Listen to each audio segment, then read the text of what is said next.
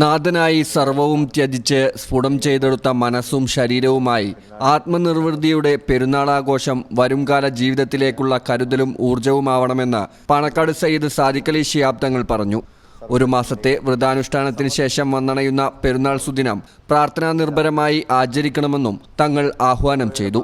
1000 മാസങ്ങളെക്കാൾ പുണ്യം നിറഞ്ഞ ലൈലത്തുൽ ഖദ്റും 1000 ആത്മഹർഷങ്ങളും വർഷിക്കപ്പെട്ട മാസത്തിനുള്ള അർഹിക്കുന്ന യാത്രയയപ്പും വരും വർഷത്തേക്കുള്ള കാത്തിരിപ്പിന്റെ വിളംബരവും കൂടിയാണിത്.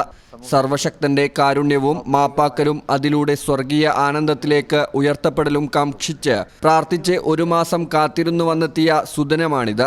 വ്രതസമാപ്തിയുടെ വിജയാഘോഷം. ഒരു മാസക്കാലത്തെ തീവ്രമായ നമ്മുടെ അനുഷ്ഠാനങ്ങൾ, അതിനെ തുടർന്ന് നമുക്ക് പെരുന്നാൾ എന്ന സന്തോഷം സർവശക്തി നമുക്ക് നൽകി. ഇനി നമ്മൾ പരിപാലിച്ച ആ നന്മകളെ ഇനിയുള്ള കാലങ്ങളിൽ നിലനിർത്തുക എന്നുള്ളതാണ്.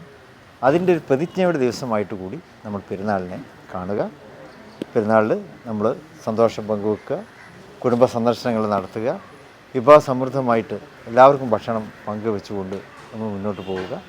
സൗഹൃദവും സ്നേഹവും അതിനെ പരിലാളിച്ചുകൊണ്ടുള്ള ഒരു നല്ല ദിനമായി ഈദിനെ നമ്മളെല്ലാവരും മാറ്റണം എന്ന് അഭ്യർത്ഥിക്കുന്നു. ഉള്ളവനും ഇല്ലാത്തവനും തമ്മിലുള്ള അതിർവരമ്പിനെ വിശപ്പിനെയും ദാഹത്തെയും സമീകരിച്ചും സക്കാത്ത് ദാനധർമ്മങ്ങളിലൂടെ ലഘൂകരിച്ചും നടത്തുന്ന സാമൂഹിക വിപ്ലവമാണ് റംസാനിൻ്റെയും ഈദിൻ്റെയും അകംപൊരുൾ. പെരുന്നാൾ ആഘോഷിക്കുന്ന ഒരാളും വിശന്നിരിക്കരുതെന്നും എത്ര ഉള്ളവനായാലും ഇല്ലാത്തവനായാലും പെരുന്നാൾ ദിനം വ്രതം പോലും അനുവദനീയമല്ലെന്നും തീർച്ചപ്പെടുത്തുന്നു. നാട്ടിലെ മുഖ്യ ആഹാരധാന്യം സക്കാത്ത് നൽകുക എന്നതാണ് ഇന്നത്തെ ദിനത്തിന്റെ ഏറ്റവും ശ്രേഷ്ഠമായ കടമ. പുത്തനുടുപ്പിട്ട് അത്തറുപൂശി തക്ബീർ ധ്വനികളോടെ സൃഷ്ടാവിൽ സർവവും സമർപ്പിച്ച് കളങ്കരഹിത സമൂഹത്തിനും ലോകസമാധാനത്തിനും പ്രതിജ്ഞ പുതുക്കുന്ന ദിനം കൂടിയാണിന്ന്. മാനവസ്നേഹത്തിന്റെ ഉദാത്തമായ പ്രകടനമാണ് നമ്മിൽ നിന്നും ഉണ്ടാവേണ്ടത്.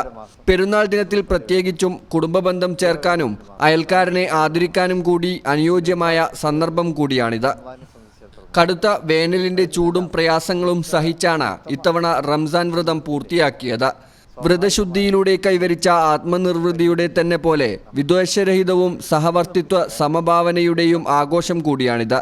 ജാതിമത വർഗ ഭാഷാഭേദങ്ങൾക്കപ്പുറം മാനവരാശിയുടെ സമത്വത്തിന്റെ പ്രഖ്യാപനം, കേവലം ആചാരത്തിനപ്പുറമുള്ള പ്രാർത്ഥനാനിർഭരമായ പ്രതിജ്ഞ പുതുക്കൽ.